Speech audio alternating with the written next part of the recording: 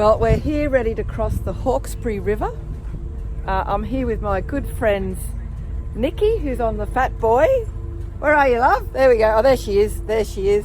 And there's Hans on a Chief vintage like mine, but in the willow green. And like Nikki's been very ingenious. She got this bike and she's made this whole thing so she could come forward. So you don't need to spend hundreds of dollars on a reach seat. Just ring up Nikki. She'll make you a seat. And then there's all the beautiful willow green Chief vintage, and Hans there. Say hello, Hans. Hello. There you go. And he's got all the gear going on here. He's had these made in, where did you have this made? It's in Massachusetts. Massachusetts, and had it freighted over here. And looking really beautiful, as all the Indians do. And that's where we're heading, over there somewhere.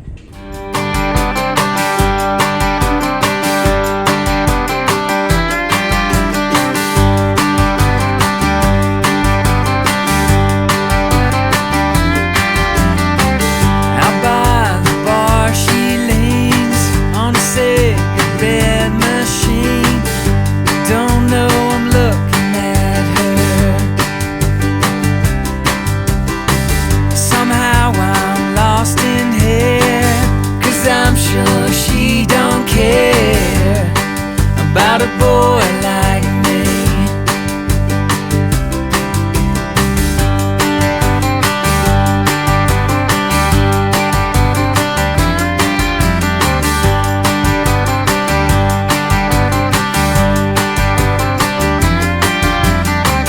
If I just held my tongue, my words rolled into one.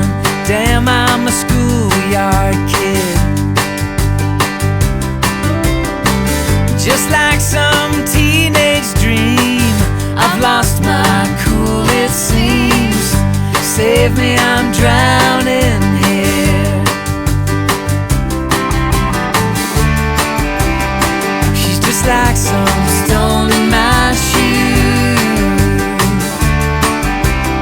She's just like some sweet, slow blues.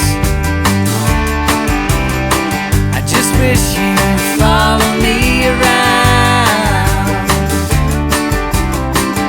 And if I call your name, would you listen? Arrived at Terry and Ursula's beautiful, crazy cabin in the hills. So we've left St Albans, and we had to park the bike somewhere down there, and we've taken a 20-minute dirt road to their property.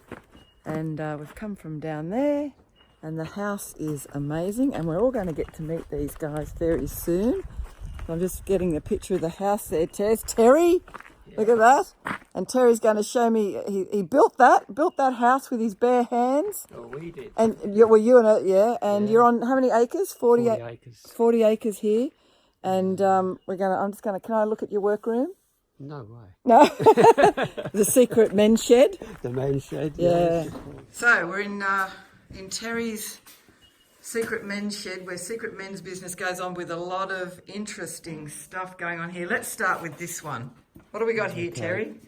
Well, this is sort of the prototype race bike come road bike with my own frame, and the motor in there I've had since I was 16 years old. Wow. And okay. As a smashed up wreck. Do you mind if I ask you how old you are now? If we can do the math. I'm going to be 80 next year. Wow. Oh, well, you look pretty still fit. Oh, that's good. You're 80 next year, so you had this since you were 16. And you've been playing with it ever since. It's done everything from road racing, hill climbs, drag racing, circuit racing, and records at Bonneville. It's done Bonneville, right? We have 2 class records with this 2 years ago at Bonneville. Yeah. Got roughly 150 miles per hour. Okay. Broke a record by 24 miles per hour. Mm-hmm. So, yeah, it's way above the old record. Normally in land speed racing, if you break a record by 1 or 2 miles per hour, you're doing good. Yeah, so you broke it by... We just smashed it by 24. 25, wow. And the sidecar, which is Oh, there's a picture of it up there. That's me on the sidecar. I broke the record when I was 70 out at Bonneville. Also, and now I have a great friend who's riding for me, Bones. He's broken all my records, but I still hold a couple. Yeah. So we've got the sidecar record is now still 30 miles per hour quicker than anything else. Good. So is there a brand to this bike? It's a TPV, which is Terry Prince Vincent. Terry Prince Vincent. That's you. Right. Yeah, that's my brand. That's your brand. Yep. And this one is the new bike. What is this? What is this? I've got to do some mods on Yeah, it. you're modelling things. I I'm see. still- This is a work in progress. This is a work in progress. It was like, okay, we've got 2 world speed records outright in 2 different categories. What do I do next? Because not going to go back with those bikes till somebody breaks those records. Yeah. Well, it might be 100 by then. Yeah. So I had a set of single-cylinder Vincent crankcases. I thought, well, what do I do with them? I'll make another land speed racing bike. So this is taken out to nearly 700cc, but it's supercharged. Yeah. And So when you say supercharged, what? well, if you look from the other side, you'll see the supercharger. The supercharging, in reality, doubles the capacity. Okay. So you've got your supercharger going in here, and you have to have this big chamber because you need to have a backup charge of air fuel going into a single cylinder, simply because the pulses are so slow. Yeah. Therefore, you've got to calculate all that out. And there's a bit of mathematics and physics and there all is that all sort that of stuff. thing, and it's not there's- my strong point, and Terry. there's sadly one component on there which, my arm was twisted into using it. It's actually a Harley Sportster gearbox. Oh, you didn't want to do that? No, it's only being facetious about Harleys. Oh, okay. No, Harley Pete. Yes, got the bikes. we've left our bikes, I yeah. talked to him one day about it, and I said, I was thinking to put a Harley box behind it. He said, oh, I've got a whole bottom end There you go. you can use. Yep. So he gave me that with the gearbox and everything. Okay, now there's one over here. What's This this? is a standard bike. Right. It's a bike I restored many years ago. Yeah. Obviously, the tank goes over the top of that. Yes. I quite like the look of that, though, you know. I like this that is the- slightly industrial, Well, steampunk vibe. this you've is got. mine, as you can see, back in 1955, Vincent had a full monoshock suspension. And that was not brought out with the Japanese bikes until Yamaha brought it out in the late 70s. Right. So they were very advanced for their time. The Vincent, yeah. Vincent, this is a 1949. Or 1949 Vincent. 48, 49. 48, 49. Yes. That's the tank there. Yeah, that's right. Right. You can see it was the Vincent HRD, which originally it was Howard Robert Davis who started the Vincent back in 1926.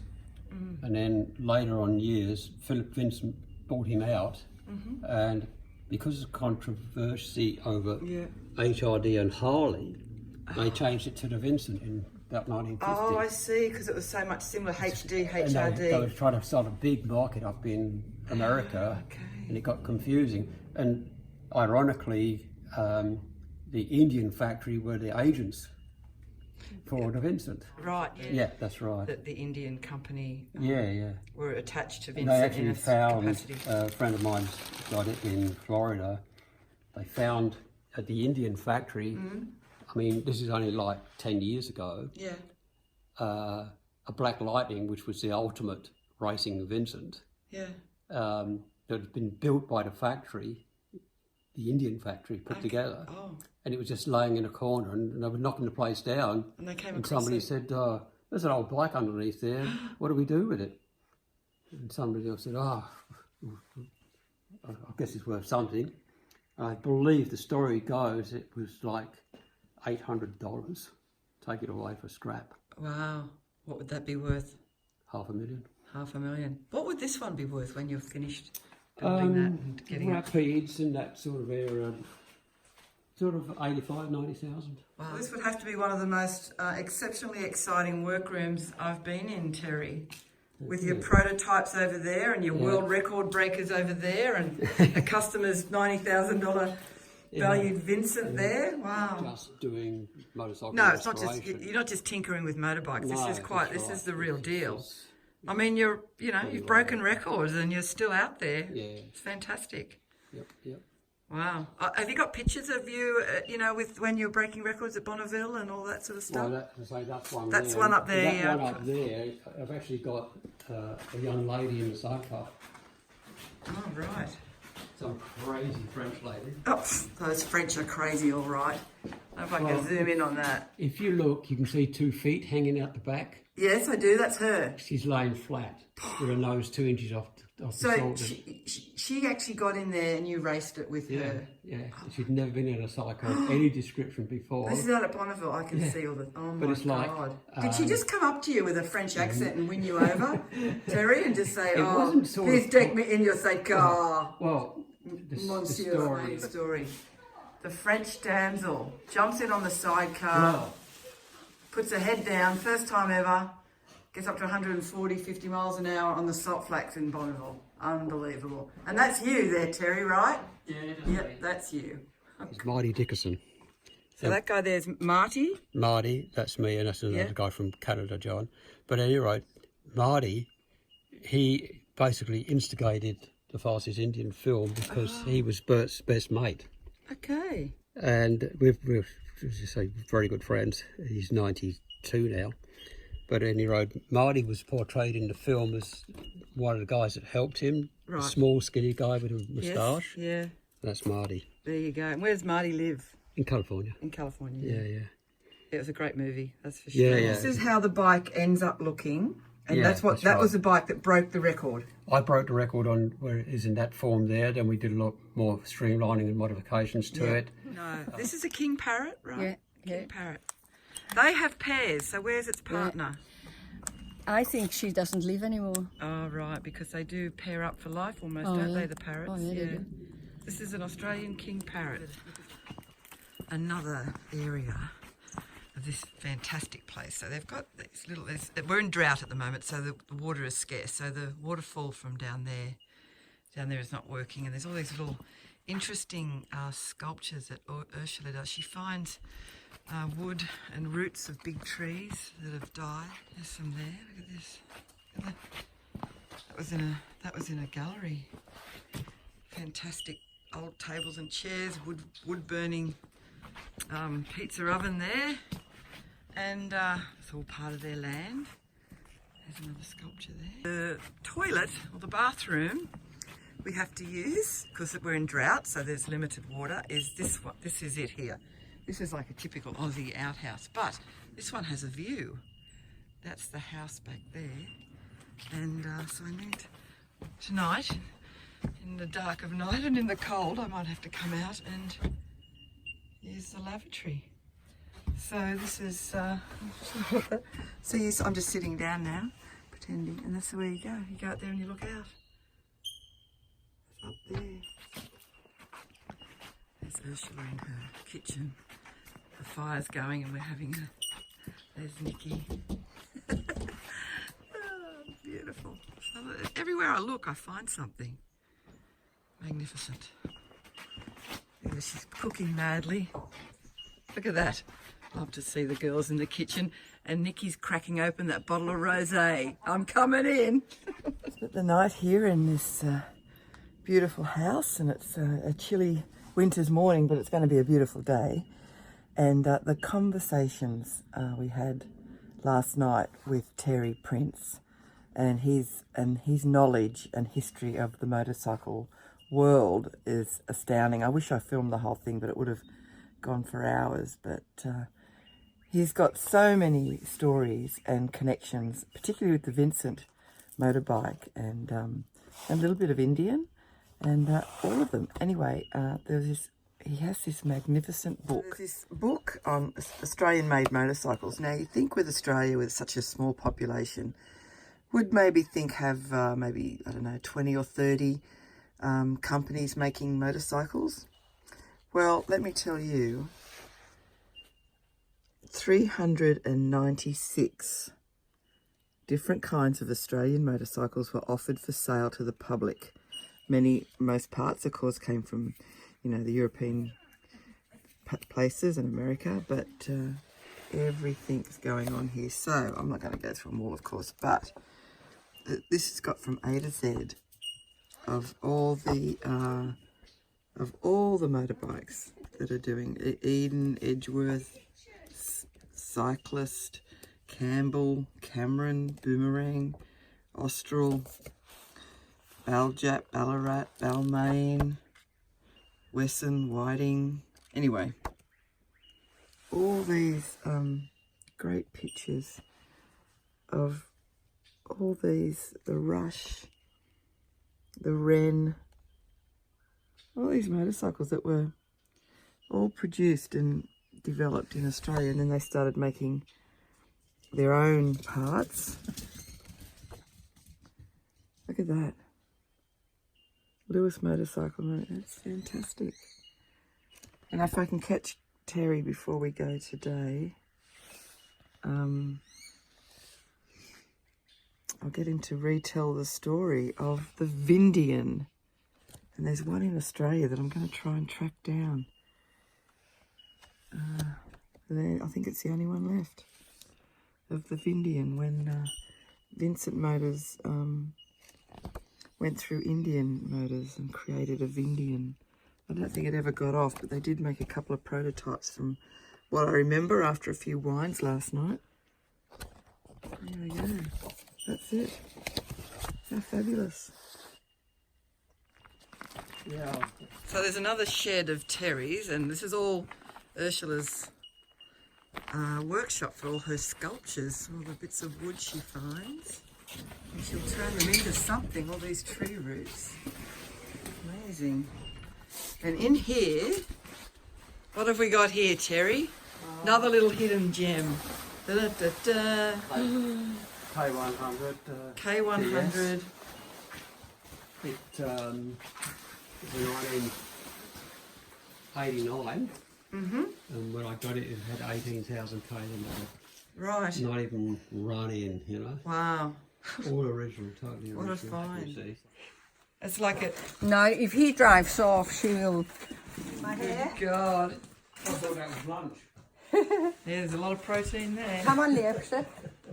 Where is Well, this is the end. We're now going to get a lift back to our bikes, and thank you, classicmotorbikes.com.au. Check out Terry Prince Vincent and all his Care about a boy like me.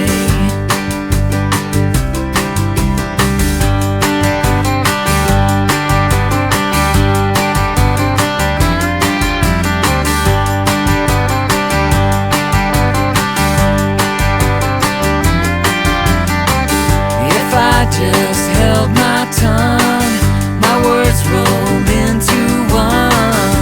Damn, I'm a schoolyard kid, just like some teenage dream. I've lost my cool, it seems. Save me, I'm drowning.